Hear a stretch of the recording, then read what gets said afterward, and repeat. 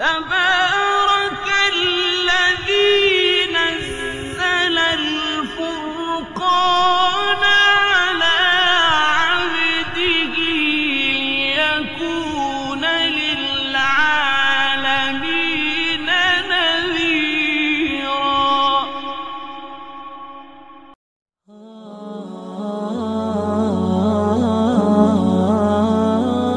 اسلام سے پہلے یہ یہودیوں کے قبضے میں تھا، اور پھر جب اسلام کا غلبہ ہوا، فتوحات آئی، تو خلافت راشدہ کے زمانے میں حضرت سیدنا عمر فاروق رضی اللہ عنہ کی خلافت کے درمیان یہ بیت المقدس فتح ہوا، اور اس کا تفصیلی واقعہ ہے وہ بہت لمبا ہے۔ حضرت عمر رضی اللہ عنہ کے جو فتح کا واقعہ ہے وہ تورات میں من و عن موجود تھا کہ ایسے لوگ آخری پیغمبر کی امتی فتح کریں گے اور ان کی یہ صفات ہوں گی۔ یہاں تک کہ کپڑوں کے بارے میں بھی ذکر تھا کہ اس کا جو قائد ہوگا، لیڈر ہوگا، اس کے کپڑے کیسے ہوں گے، اس کا غلام کیسا ہوگا، سواری کیسے ہوگی، سوار کون ہوگا اور پیدل کون چل رہا ہوگا۔ اسی لیے حضرت عمر رضی اللہ عنہ جب فتح کرنے کے لیے تشریف لائے تو یہود کے بڑے بڑے علماء نے کہا کہ جنگ کا فیصلہ ہم بعد میں کریں گے، پہلے تمہارا جو لیڈر ہے وہ آ جائے۔ تو ایک ہاتھ میں ان کے تورات تھی اور دوسری حالت میں وہ حضرت عمر رضی اللہ عنہ کو دیکھ رہے تھے۔ جب انہوں نے دیکھا کہ تورات کے مطابق ساری صفات موجود ہیں تو انہوں نے کہا لڑنے کی ضرورت نہیں، ہماری کتاب میں پہلے سے فیصلہ دے دیا گیا ہے کہ ایسا آدمی فتح کر لے گا، اس سے ہم لڑ نہیں سکتے۔ چنانچہ انہوں نے چابیاں حوالے کر دی۔ تو مسلمانوں کے قبضے میں حضرت عمر کے زمانے میں آیا بیت المقدس، اور تقریباً 500 سال تک مسلمانوں کے قبضے میں رہا۔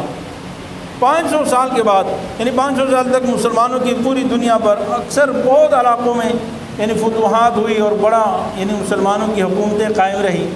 لیکن عیسائی دنیا بڑی تیش میں تھی اور انہوں نے ہمیشہ یہ کوششیں کی کہ کسی طریقے سے مسلمانوں سے ان فتوحات کا بدلہ لیا جائے۔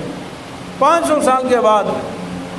صلیبی جنگوں کا آغاز ہوا، تقریباً 200 سال کے قریبی جنگیں رہی، اور اس دوران عیسائی بیت المقدس پر قبضہ کرنے میں کامیاب ہو گئے، اور دوبارہ یہ عیسائیوں کے قبضے میں چلا گیا بیت المقدس۔ پھر اس کے بعد اللہ رب العالمین نے مسلمانوں کو ہمت اور طاقت عطا فرمائی، اور سلطان صلاح الدین ایوبی جیسا مجاہد اللہ نے عطا فرمایا، اور انہوں نے جہاد کیا اور دوبارہ مسلمانوں کے یعنی یہودیوں کے عیسائیوں کے قبضے سے بیت المقدس کو آزاد کروایا، اور اس کے بعد سے لے کر مسلسل 762 سال تک مسلمانوں کی یعنی ماتحت رہا اور مسلمانوں کے قبضے میں، مسلمانوں کے تسلط میں رہا۔ 1948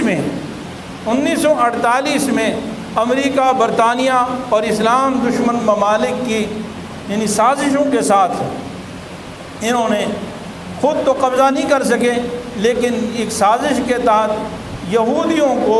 عین مسلمانوں کی آبادی کے بیچ میں فلسطین میں جا کر وہاں فلسطین کے قریب ان کی ایک ریاست قائم کی جس کو اسرائیلی ریاست کہتے ہیں، اور پھر آہستہ آہستہ قبضہ کرتے بڑھتے گئے، اور 1967 میں مزید انہوں نے بمباریاں کی، بیت المقدس کی توہین کی، ایک مرکزی دروازے کو شہید کیا، اور پھر یعنی گوئے کہ فلسطین کے اور ارض مقدس کے 78% حصے پر انہوں نے قبضہ کر لیا، 78% حصے پر قبضہ کر لیا، اور اس وقت سے ان کا قبضہ ابھی تک چلا آ رہا ہے، اور ابھی بھی یہود و نصارہ یعنی گٹھ جوڑ ہے، اور عیسائی امریکہ، برطانیہ ان ممالک کا تسلط ہے، اور انہوں نے ابھی تو 2017 میں ٹرمپ نے اسرائیل کو باقاعدہ جو ہے یعنی ایک ملک تسلیم کر لیا، اور ان کی اسرائیل کو ہی ریاست قرار دیا، اور فلسطین کو انہوں نے کہا کہ اس کی کوئی حیثیت نہیں۔ تو بہرحال عرض یہ کرنا چاہتے ہیں کہ یہ اس تاریخ سے معلوم ہوتا ہے کہ ارض مقدسہ آج جو 1442 ہجری چل رہا ہے، اس زمانے میں بھی سوائے 1-1.5 صدی کے یا 2 صدی لگا لیں، اس کے علاوہ یہ مسلمانوں کا ہی مرکز رہا ہے، اور مسلمان ہی اس کے آس پاس آباد ہیں۔ لیکن اب یہ امریکہ اور برطانیہ اس کی سازشوں سے اسرائیل کو وہاں قابض بنایا گیا ہے اور وہ مسلمانوں پر ہر طرح سے مظالم کر رہے ہیں اور ایک طرح سے اس کو جواز پیش کر رہے ہیں اور مسلمانوں کو گمراہ کرنے کی کوشش کی جا رہی ہے کہ جی یہ کیا ہو گیا، اس سے تو یہود و نصارہ سے بھی رسول اللہ صلی اللہ علیہ وسلم نے تعلقات قائم کیے ہیں، تو ہمیں بھی یہودیوں سے تعلقات قائم کرنے۔ ایک بات جو میں آخری کہہ کر ختم کرنا چاہتا ہوں، دیکھیے فلسطین پر جو اسرائیل کا قبضہ ہے اور جو یہ اسرائیل سے ہماری جنگ ہے، اس کی حیثیت جو ہے وہ عام یہودیوں کی نہیں ہے۔ اگر دنیا بھر میں یہودی رہنے والے ہیں اور وہ اپنی جگہ میں رہتے ہیں تو ہمیں ان سے کوئی جھگڑا نہیں ہے، ہم اس سے مصالحت بھی کر لیں گے اور ہر طرح سے ان کے ساتھ پرامن رہیں گے۔ لیکن یہاں پر فلسطین میں خالص یہودی قبضہ ہے اور مسلمانوں کے خون بہا کر، ان کی ماؤں بہنوں کی عزتیں لوٹ کر، ان پر مظالم کر کے، اور پھر ایک طرف سے مسلمانوں پر ظلم بھی کیا جائے اور دوسری طرف سے ہمیں دعوت دی جائے کہ اسرائیل سے مصالحت ہونی چاہیے، یہود و نصارہ سے۔ اسلام کی تاریخ میں اس کا تصور بھی نہیں ہو سکتا ہے کہ مسلمانوں کے خون کے ساتھ غداری کی جائے اور مسلمانوں کو پر ظلم و ستم ہو۔ اللہ کا قرآن ہمیں بار بار دعوت دیتا ہے، وَمَا لَكُمْ لَا تُقَاتِلُونَ فِي سَبِيلِ اللَّهِ وَالْمُسْتَضْعَفِينَ مِنَ الرِّجَالِ وَالنِّسَاءِ وَالْوِلْدَانِ الَّذِينَ يَقُولُونَ رَبَّنَا أَخْرِجْنَا مِنْ هَذِهِ الْقَرْيَةِ الظَّالِمِ أَهْلُهَا۔ جب مسلمانوں پر کسی جگہ کسی بستی میں ظلم ہو تو اللہ کا قرآن ہمیں جھنجھوڑ کر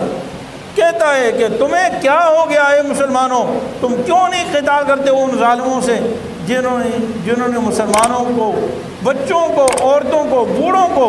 اپنا دست نگین بنایا ہوا ہے اور ان پر ظلم کر رہے ہیں، اور وہاں کے بچے، بوڑھے اور عورتیں چیخ چیخ کر رو رہے ہیں کہ اللہ ہمیں اس ظالموں سے جان چھڑا دے، ہمیں نجات عطا فرما۔ تو ایسے موقع پر اسلام ہمیں جنگ کا حکم دیتا ہے، ہمیں ان کی مدد کرنے کا حکم دیتا ہے، ان کے ساتھ ہمدردی اور ایثار کا حکم دیتا ہے۔ رسول اللہ صلی اللہ علیہ وسلم نے صاحب ارشاد فرمایا کہ مسلمانوں کی مثال مثل المؤمنین فی توادہم وتعاطفہم وتراحمہم وتعاطفہم کمثل الجسد ان اشتکا عضو منہ اشتکا تداعی لہ کل الجسم بالسہر والحمى او کما قال علیہ السلام۔ مسلمانوں کی مثال ایک دوسرے کے ساتھ شفقت، رحمت، محبت میں ایسی ہے جیسے انسان کا جو جسم ہے، اگر کسی ایک عضو میں درد ہو، ایک عضو میں درد ہو تو سارا جسم بے چین ہوتا ہے، نہ نیند آتی ہے بلکہ سارا جسم بخار میں مبتلا ہو جاتا ہے، نیند بھی ختم ہو جاتی ہے۔ تو ایسی مسلمانوں کو پورے دنیا میں کہیں بھی رہنے والا ہو، مسلمانوں کو مسلمانوں سے ایسی ہمدردی ہونی چاہیے۔ یہ نہیں کہ جی وہاں پہ ظلم ہو رہا ہے، ہم تو آرام سے بیٹھے ہیں، ہمارے سب کچھ صحیح چل رہا ہے، ہماری ملازمتیں چل رہی ہیں، ہماری دکان چل رہی ہیں، ہماری زراعت چل رہی ہے، ہماری سب کچھ چل رہا ہے، ہمیں کیا پریشانی؟ پریشانی ان کو۔ اللہ رب العالمین فرماتے ہیں وَاتَّقُوا فِتْنَةً لَا تُصِيبَنَّ الَّذِينَ ظَلَمُوا مِنْكُمْ خَاصَّةً۔ اس عذاب سے ڈرو کہ تم میں سے ظالموں کو نہیں پہنچے گا، تمہیں بھی پہنچ کر رہے گا اس عذاب سے۔ آج اگر مسلمانوں پر وہاں مظالم ہیں اور ہم اپنے درد دل سے اللہ سے مانگ نہیں سکتے، ان کی مدد نصرت نہیں کرتے، ہمارے دل میں اس کی شفقت محبت نہیں ہے، تو یاد رکھیں یہ دن پھر ہم سے بھی دور نہیں ہے۔ آج وہ مظلوم ہے، کل ہم مظلوم ہو سکتے ہیں، ہمارے اوپر اس طرح کے مظالم ہو سکتے ہیں۔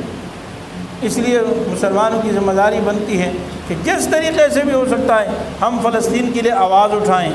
بنیادی طور پر سب سے جو اہم بات ہے وہ دعا کریں،